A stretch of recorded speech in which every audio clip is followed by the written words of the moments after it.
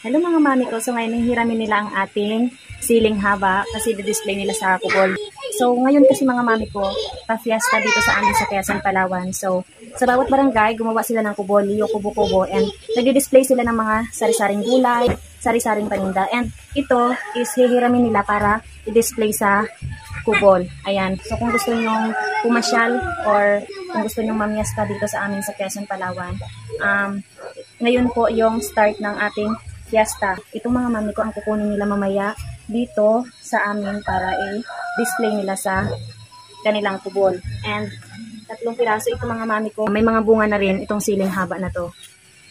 And ito pa yung isa. Yan. So kung makapasyal kayo sa kubol ng Alfonso Tracy mga mami ko, makikita nyo ito doon. And magdi-display rin pala sila ng hinarvest kong sitaw and okra. So kung gusto nyo bumili mga mima ko, pumunta lang kayo sa kubol ng Alfonso 13. Dito lang po yun sa Quezon, Palawan. Ayan.